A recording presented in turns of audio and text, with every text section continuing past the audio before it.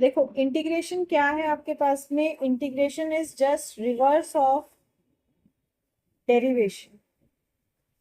Integrate इधर आ जाए, integration is reverse of derivatives. ये हमारे डेरिवेटिव का रिवर्स है, मतलब जो आप डेरिवेटिव में करते थे उसी का उल्टा चीज है आपके पास।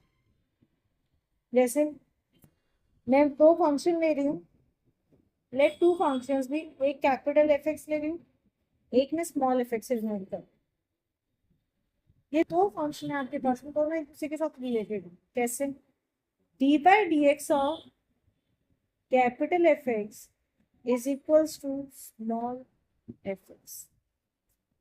D by D x of capital f x is equal to small F x आपके पास। मतलब हम क्या कहेंगे, हम कहेंगे भाई this f x is derivative of capital f x. F x is derivative of capital f x आपके पास में, और साथ ही this capital f x is integral of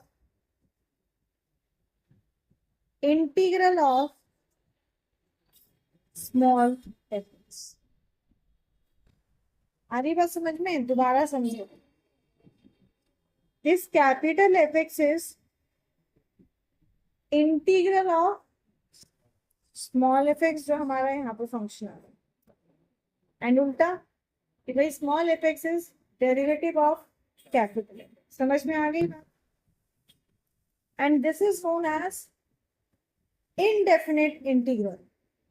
इसे क्या कहते हैं? इनडेफिनेट इंटीग्रल, या कई कई जगह इसको एंटी डेरिवेटिव भी कहा जाता है। आपका ना एमसीक्यू में आ सकता है या असर्शन में लिखा आ सकता है आपके पास में, find the anti derivative of this. मैं एमसीक्यू में दे दिया anti derivative of this is this, reason में उसका एक्सप्लेनेशन कर दिया आपके पास में।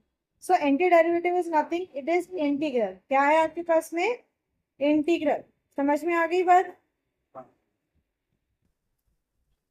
वो कुछ नहीं है हमारे पास में, वो हमारा है इंटीग्रल। तो जहां पे भी एंटी डेरिवेटिव की बात होगी आप क्या करेंगे? Integral.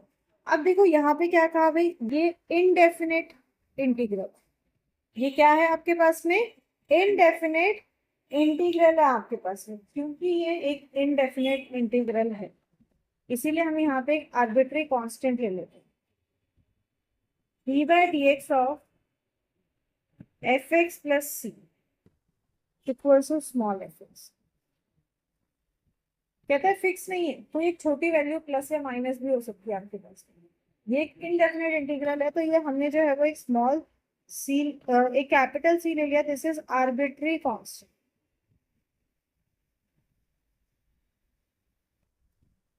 This is arbitrary constant मतलब क्या हुआ? F x plus c is anti derivative of small F x, या फिर आप क्या कहेंगे? Small F x is integral of, नहीं sorry,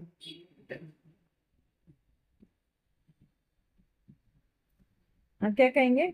F x plus c is integral of small F x. समझ में आई बात? हाँ, anti derivative and integral are the same thing ना। यही चीज तो समझाने की कोशिश कर रही हूँ अभी, क्योंकि पहले पेपर में इतना जो है वो ये ऐसी टर्म्स कंफ्यूजिंग वाले लिखी नहीं आती थी, अब जो है वो कंफ्यूजिंग ज्यादा आती है। तो तुम्हें हर एक का दूसरा नाम पता होना चाहिए, तीसरा नाम पता होना चाहिए, ताकि कंफ्यूज ना हो। पता चला भारत के को ओ ये करना था, सही सही क्यों नहीं लिखा, सीधा सीधा इन्होंने घुमा के क्यों लिखा है, होता है ना। तो वो चीज नहीं है ना, इसलिए मैं सारी टर्म्स बताती हूँ आपको। अच्छा, इसको मैथमेटिकली सिंबॉलिक फॉर्म में कैसे लिखेंगे? Derivative is D by D x. Derivative is D by D x. होता क्या है? डेरिवेटिव होता है किसी एक होल चीज को छोटे पार्ट्स में डिवाइड करना, फिजिक्स वाले ज्यादा अच्छे से समझ पाएंगे इसे। This is known as, small element is known as dx.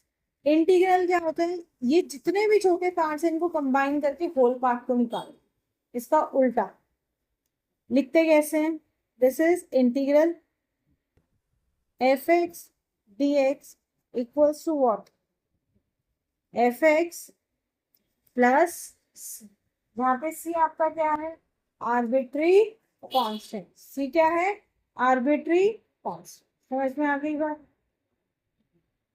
चलिए फॉर्मूलाज की तरफ प्रस्थान करें थोड़ा सा। देखो हमने लिखा अगर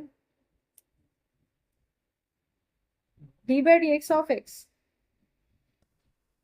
क्या होगा, 1, D by D x of x is 1, मतलब इंटीग्रेशन ऑफ 1 डी एक्स क्या होगा,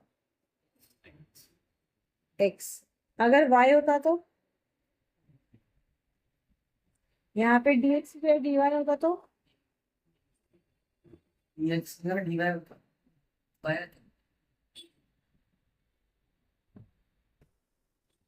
इतनी देर में क्यों बताना है फिर, क्या डाउट है। मुझे लगा t upon d y, t upon d x, फिर ब्रैकेट में वाई। नहीं वो नहीं पूछे, सिंपल। प्लस आ जाएगा क्या, सी, सीज और आर्बिट्री कांस्टेंट। जहां पे भी आप इंडेफिनेट इंटीग्रल कर रहे हैं वहां आएगा आपका पास सी। क्या आएगा आपके पास, सी, क्योंकि हम बहुत छोटी छोटी वैल्यूज को प्लस कर रहे हैं, तो देयर इज अ चांस कुछ वैल्यू छूट जाएगी या कुछ वैल्यू बढ़ जाएगी, पैरेलक्स है कि नहीं। तो सी वो स्मॉल वैल्यू है, मान लो 0.01 बढ़ गया तो सी इज 0.01, घट गया तो सी इज -0.01। समझ में आ रही है बात। तो सी वो आर्बिट्री वैल्यू है आपके पास में। What will be the d by D x of x n, n x n minus, जहाँ पे n नॉट इक्वल्स टू -1 होगा, नेगेटिव में होगा। तो integration of n x n-1 क्या होगा, आप डायरेक्ट लिखेंगे xn प्लस सी। अब मैं आपको बताती हूँ ये कैसे होता है।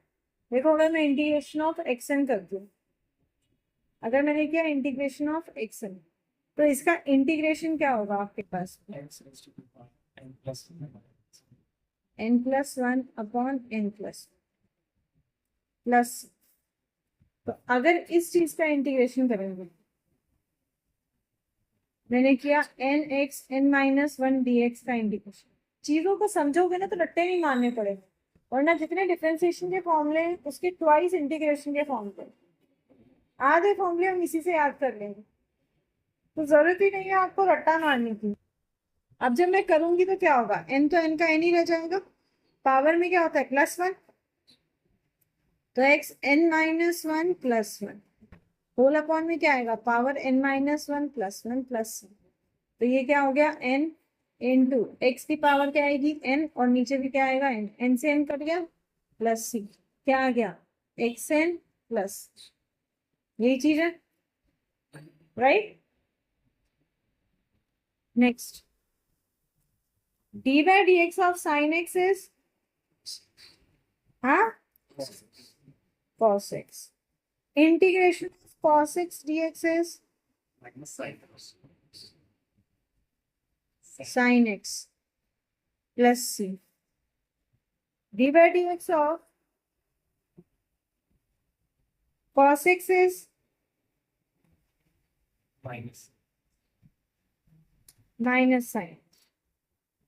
So integration of sin x is,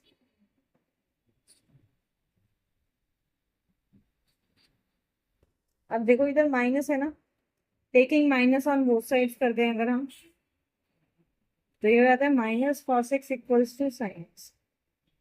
तो sin x का इंटीग्रेशन क्या आएगा, minus cos x plus.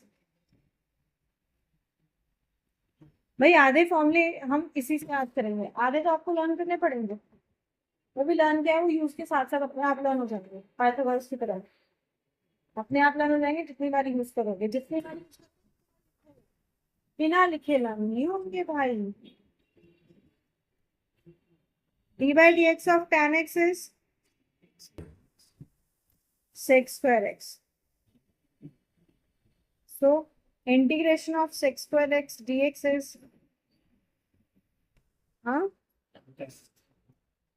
tan x plus c.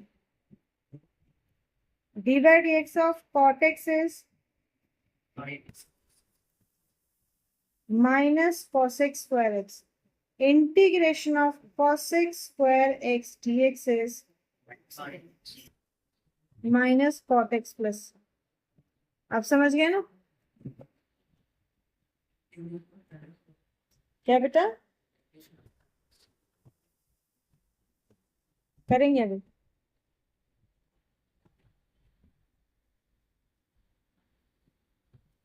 Next d by D x of क्या क्या कहोगे? Cot. D by D x of sec x क्या होता है? Sec x dot tan x. अरे मैं क्या किया है, बोल भी नहीं रहे हो। दोनों लगा दिए, एक्स्ट्रा स्मार्टनेस हो गई है। D by D x of sec x is sec x tan x और integration of this is sec x tan x dx का क्या होगा?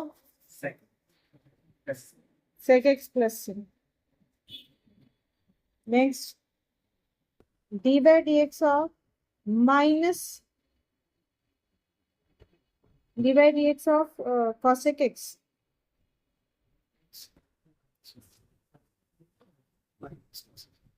minus cosec x minus cosec x, इधर क्या आ जाएगा cosec x का?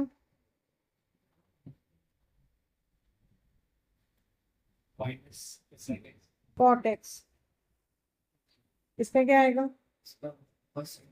Minus cosec x plus c। समझ में आ गई बात?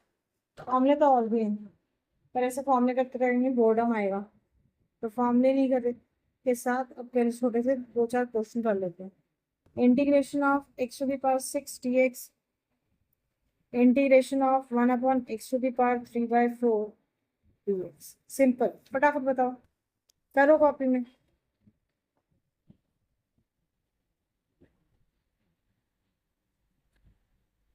x टू द पावर 6 है, प्लीज फॉर्मूला लिखना जो मैं 100% कह सकती हूँ दोनों में से किसी ने नहीं लिखा हो। कौन है मुझे रॉन्ग प्रूफ करने के लिए तैयार? Very good. मत लिखना कभी भी बेटा, इसका आधा नंबर होता है। इस बेचारे को क्यों पड़ोसियों के पास छोड़ रहे हो? आधा नंबर भी तुम्हारा ही है। तो आप कर रहे हो integration of x to the power 6 dx, this will be 6 + 1 whole upon 6 + 1 + c, x की power 7/7 + c। This is the answer. मैं मानती हूँ कि ये जो अभी सीबीएसई वालों ने ये ओसीआर डाला, इसमें गड़बड़ हुई होगी, ऑब्वियस गड़बड़ हुई होगी आपके पास में, बट सिस्टम को भी एक फॉर्मेट बताया हुआ है। इस लाइन के बाद ये लिखा होगा, इस लाइन के बाद ये लिखा होगा, इस लाइन के बाद ये लिखा होगा।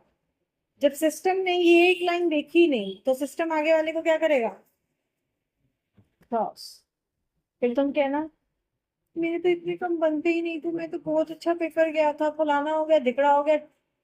4 वीडियो डाल देना, 400 लोग तुम्हारी वीडियो पे कमेंट मारेंगे, 4 लाख तुम्हारी वीडियो को लाइक करके शेयर करेंगे, फिर आज कुछ तूफानी करते हैं, ये वाला काम हो जाएगा। नहीं, ये कहने की बात है, जब अपने में पड़ती है ना, जब बंदा सोच रहा हो 90 की और आएंगे 35, तो ये काम तो होएगा बेटे। जब ये हरकत करेगा तो इससे भी बड़ा मिल सकता है अगर कंप्यूटर चेक करेगा तो। उसके पास दिमाग नहीं है, वो कोड पे वर्क कर रहा है। उसको कोड दे दिया, इसके बाद ये स्टेप, इसके बाद ये स्टेप, इसके बाद ये स्टेप, ठीक है। चिट्ठी वाला काम है, चिट्ठी वाला याद है ना? चिट्ठी चिट्ठी चिट्ठी,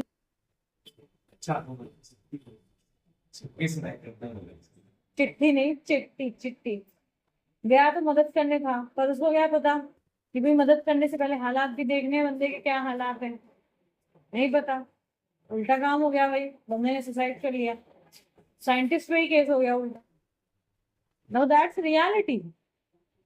तो मैं गारंटी देती हूँ 70% ओसीआर वालों में जो ये हंगामे करके बैठे हैं ना, 70% वालों ने ऐसी हरकतें कर रखी है।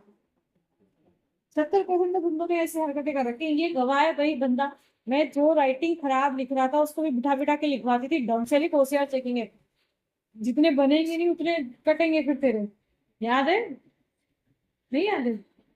देव तो ऑब्वियसली तेरे साथ ही बैठता था, तो उसका उसका तो अलग चलता था क्योंकि उसका लेवल बहुत हो रखा था, बाकी उनकी अलग चलती थी।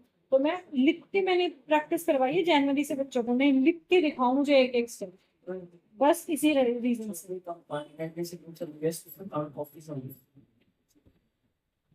तो जब सिस्टम पे सवाल उठाओगे तो सिस्टम ब्रेक तो लगाएगा ना अपने उस पे। पर तुम्हारे होशियार होएगी बहुत फिर से, और थोड़े टाइम बाद में रोबोट चेक करेंगे। उसको भी तो सिस्टम, रोबोट को भी तो दे दी चिप, उसने अपनी चिप से काम। नहीं तो फिर नहीं होना चाहिए ना, अभी से सुधारो। इसलिए प्लीज, मैं तुम्हें समझा रही हूँ, और तुम्हें पता है मेरी दिन में तीसरी क्लास है सेम टॉपिक पर फिर भी मैं हर बार फॉर्मूले लिख रही हूँ। और मुझे पढ़ाते हुए कितने साल हो गए बेटे? 2009 से मारी बच्चे रख गए। हाँ, 9 17 17 17 साल में सोच कितनी बार किया।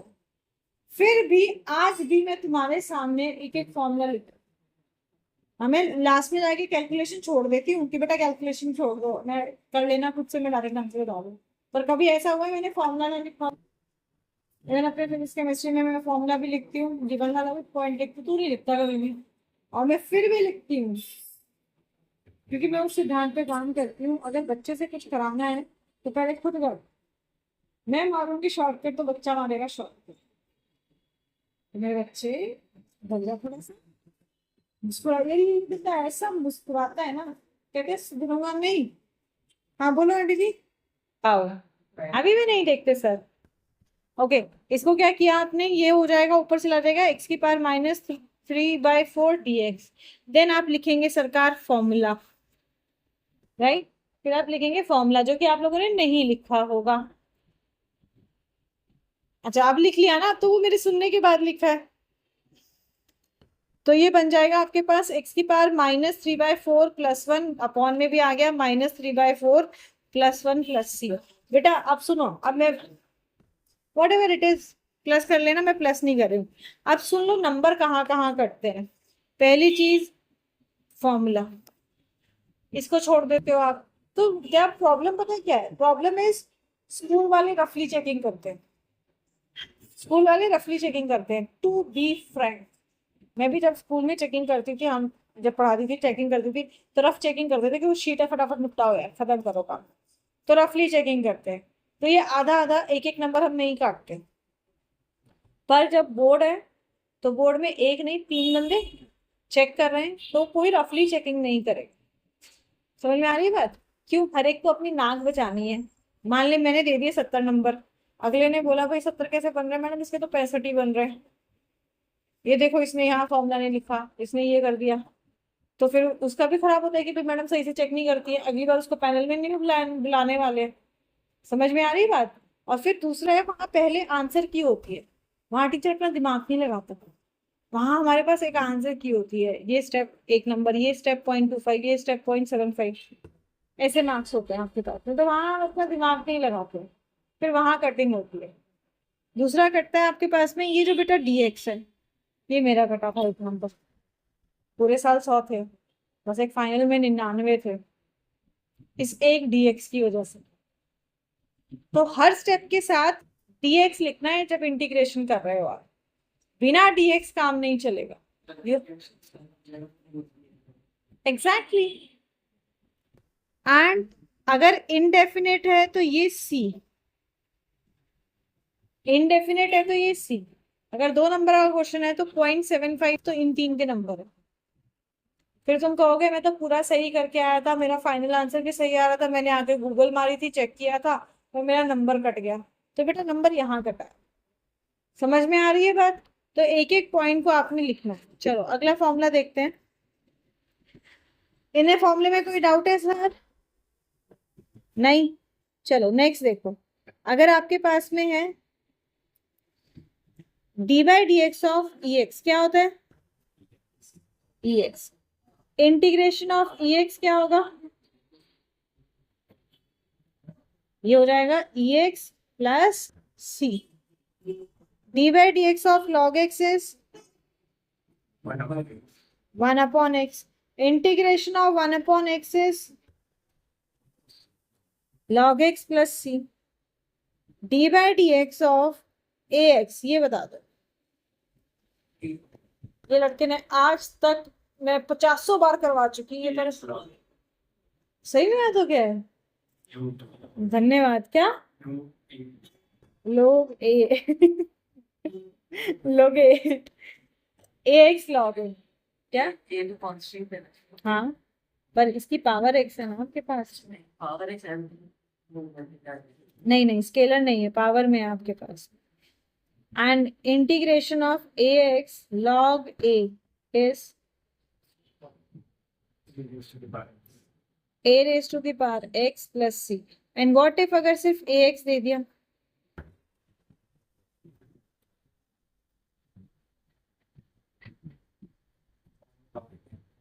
yes, this will become ax by log a plus c। बताया था ना, यहां से डिवाइड कर देंगे इसको। समझ में आई बात? कंडीशन क्या होती है असर्शन के लिए? ध्यान रखो, a आपका ग्रेटर देन 0 होना चाहिए, a आपका ग्रेटर देन 0 होना चाहिए, but a not equals to 1 होना चाहिए। मतलब ग्रेटर देन 0 एक नॉन नेगेटिव इंटीजर, बट 1 के इक्वल नहीं होना चाहिए आपके पास। समझ में आ गई बात? क्यों? क्योंकि log 1 इज जीरो। तो अगर log 1 हो गया तो denominator is 0, that is not defined हो जाएगा आपके पास में। समझ में आ रही है बात? भाई असर्शन के लिए ये छोटी छोटी बातें पता होनी चाहिए आपके पास, तुमको भूलिएगा मत। ये मत कहना दीदी क्यों करा रहे हो, ये तो पूछा ही नहीं जाता। चलिए क्वेश्चन करते हैं। Integration of 5x dx। बोल दो यहाँ बोल दो फटाफट, क्या होगा? एक बोला आप सुशील। 5 फॉर्मूला लिखेंगे पहले, आपने लिखना है फॉर्मूला। क्या हो जाएगा इसका इंटीग्रेशन फिर? 5 raise to the power x log 5 plus c। ठीक है, नेक्स्ट इसी में कर लेते हैं। Integration of a to the power 3 log x dx। हाँ भाई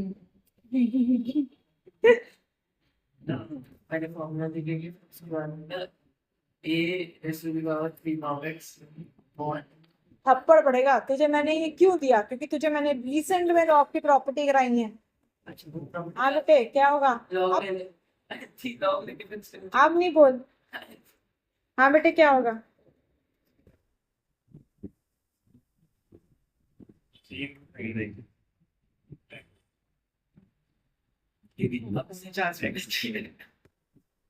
इसको लिख सकते हैं a log x cube dx। log की प्रॉपर्टी क्या होती है? m log n is equals to log m to the power n। जानबूझ के क्वेश्चन दिया अभी कि भाई ये देखने के लिए कि कितना डिफरेंशिएशन, जिस पे इतना वक्त लगाया हमने।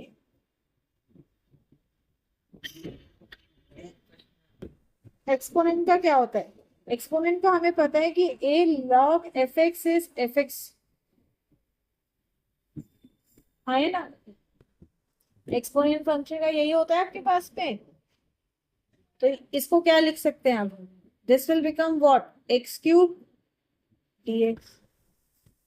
तो ये क्या बन जाएगा? x4/4 plus. अब मैं तुम्हें 100% एक चीज बता देती हूँ, ध्यान से समझ लो और सुन लो। ये क्वेश्चन 99.9% सॉल्यूशन में नहीं आता, ये एमसीक्यू में आता है।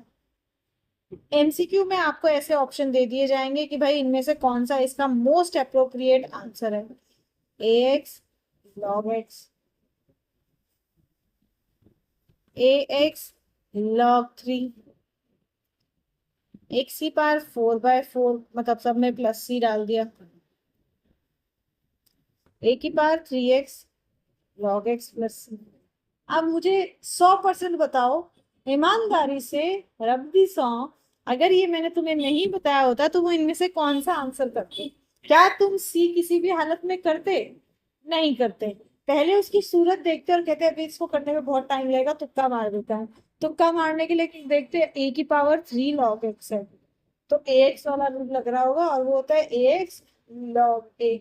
तो भाई ए एक्स लॉग ए में जो फर्स्ट ऑप्शन लग रहा है वो करोगे, और इस बेचारे को साइड में छोड़ दोगे कि ये तो किसी भी हालत में नहीं हो सकता, पर बेटा वही है आंसर होता है। समझ में आई बात? And this is also competitive point of view. ऐसा ही घटिया सा शक्ल बना दे देंगे, बस उसमें प्रॉपर्टी लग के वो सिंप्लीफाई हो जाए। समझ में आई बात? तो कभी भी शॉर्टकट नहीं मारना है, अनटिल अनलेस लास्ट 5 मिनट्स है तुम्हारे पास, क्योंकि क्वेश्चन छोड़ना नहीं है कोई भी। नेगेटिव मार्किंग नहीं होती सीबीएसई में, आज तक तो होती नहीं है, फ्यूचर में हो जाए तो पता नहीं, तो आज तक तो नेगेटिव मार्किंग होती नहीं है, तो इसलिए कोई क्वेश्चन छोड़ना नहीं है, हर क्वेश्चन करना है आपने। और जब 5 मिनट है तब तुक्के मारो, या मान लो 15 मिनट है अंकित के, जब तुम सारे एकदम मतलब जन्म जन्मांतर का रिवाइज कर चुके हो, जितना पढ़ा सारा ज्ञान तुमने सोच लिया है, पर अभी भी तुम्हें जो है वो याद नहीं आ रहा है कि भाई मेरे पास में क्या होना चाहिए, इन दैट केस आप लगाएंगे अपना तुक्का। तुक्के लगाने के भी तरीके सिखाऊंगी भी नहीं।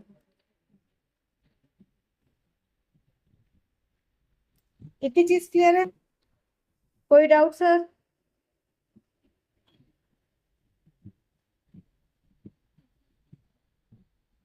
चलिए बहुत अच्छी बात है। चलो अब इनडेफिनेट इंटीग्रल में आगे बढ़ते हैं। Properties I am not showing you the properties, like plus minus है तो अलग अलग होगा, जैसे वो चलता था इंटीग्रेशन का वैसे ही होता था। स्केलर मल्टीपल में भी सीधा ही है। सीधा मैं क्वेश्चन पे आ रही, नहीं बताऊं ना प्रॉपर्टी? बस 5 मिनट्स दे दो मुझे, बस 5 मिनट में मैं तुझे छोड़ दूंगी, क्योंकि मेरे को पहली एक्सरसाइज का कंसेप्ट कराना है, ताकि तुम घर से पहली एक्सरसाइज करके लेके आओ अभी, इसलिए।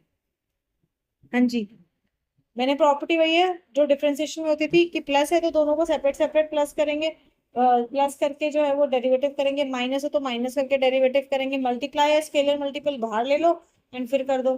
सेम वही प्रॉपर्टी है बेसिक वाली। So you have this question, integration of sine x plus cos x d x. हाँ भाई सरकार, आप पहले बता दो। अलग करेंगे पहले तो माइनस कॉस एक्स आएगा sin x आएगा। अलग अलग करेंगे तो डीएक्स दोनों दोनों के साथ अलग अलग लगाना, उसका आ जाएगा माइनस कॉस एक्स, क्या हो जाएगा sin x। Minus cos x plus C1 sine x, C1 अलग होल्ड होल्ड होल्ड बता रही हूँ, प्लस C2 आपके पास, ये हो जाएगा minus cos x plus sine x plus plus C, that is C1 plus C2 equals to C, क्योंकि दोनों कांस्टेंट है आपके पास। आगे हम डायरेक्टली C रिप्लेस C1 बेटा that depends upon teacher, that depends upon teacher, उसमें मेरा कोई रोल नहीं। मैं आपको वो ऑथेंटिसिटी बता रही हूँ जिसमें चाहकर भी टीचर .1 भी नहीं काट सकता। समझ में आ रही है बात? दैट डिपेंड्स अपॉन टीचर आपके पास, कि आप डायरेक्ट लिख दो minus cos x plus sine x plus c. समझ में आ रही है बात? पर अगर हम देखें तो दो इंटीग्रल करें तो पहले का इंटीग्रेशन आर्बिट्री कांस्टेंट, सेकंड का इंटीग्रेशन आर्बिट्री कांस्टेंट, क्योंकि आर्बिट्री कांस्टेंट है तो प्लस करके सीधा हो जाएगा। Clear? Next, sine x cot x plus 1 upon sine cube x. बोलिए सर।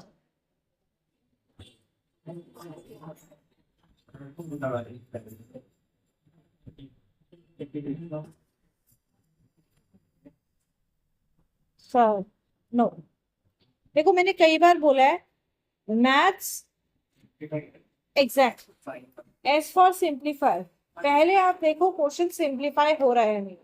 दूसरा, इंटीग्रेशन में डेरिवेटिव वाला प्रोडक्ट रूल नहीं लगेगा, इंटीग्रेशन में डेरिवेटिव वाला क्वोशिएंट रूल नहीं लगेगा। इनवर्स है यार, इनवर्स में कैसे सेम चीज लगा सकते हो? दही का दूध बना सकते हो वापस।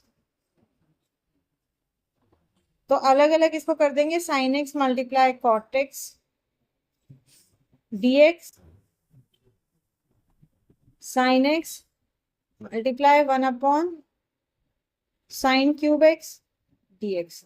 सिंप्लीफाई करेंगे फर्दर, कॉस अपॉन साइन, जिसकी सूरत तुम्हें पहले सुहानी नहीं लग रही थी, सिंप्लीफाई करने के बाद वो तुम्हें उतना ही प्यारा लगेगा कि अरे बस इतना सही करना था।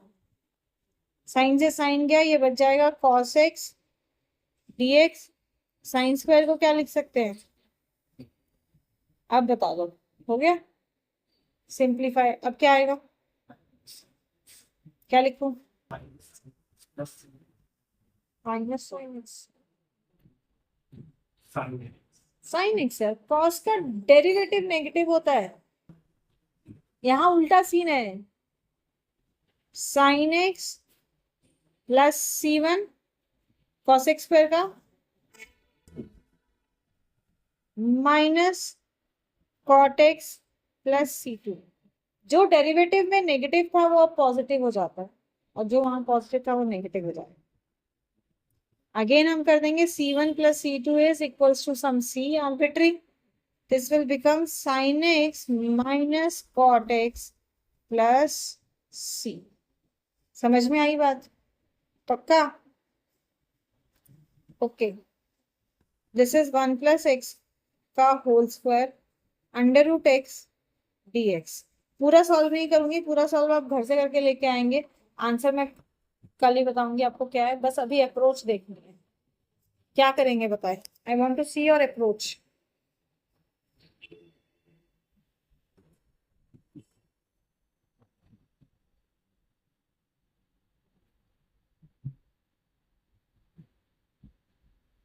अरे अप्रोच देखनी है, ध्यान थोड़ी ना करना है यार।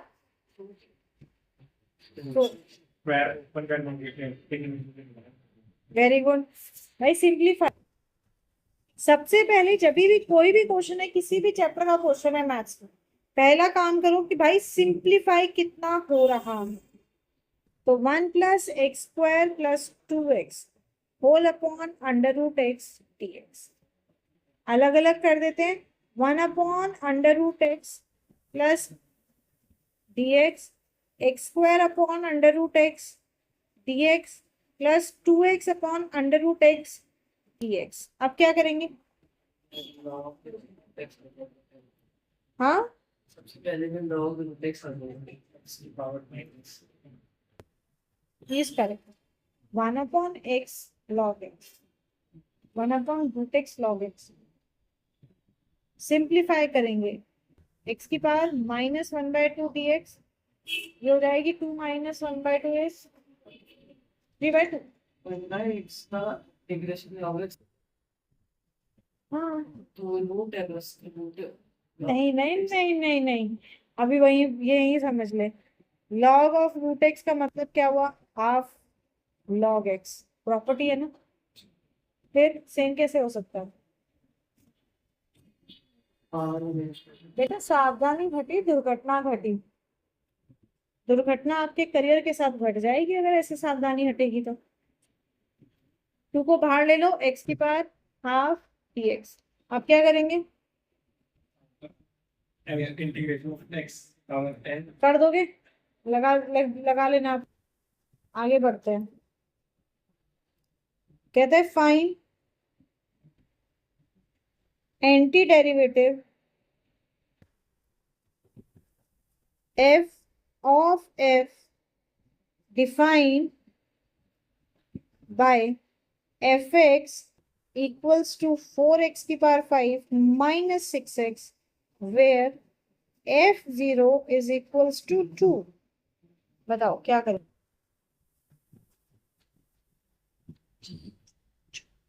With this, the first concept of first exercise will be done. अलग अलग करने के लिए तो उसमें डेरिवेटिव एंटी डेरिवेटिव निकालना है, मतलब निकालना कैसे है? ग्रेसान नहीं, ग्रेशन। यस, अगर हम एंटी डेरिवेटिव की बात कर रहे हैं तो हमने क्या निकालना है, हमें इंटीग्रेट करना है उसे। तो small x raised to the power 5 को जब ठीक है into x इसको जब that is 4x5 minus 6x। dx आपके पास में अलग अलग कर दो, 4 स्केलर मल्टीपल बाहर, dx माइनस 6 स्केलर मल्टीपल बाहर, x dx, x ये हो गया 4x।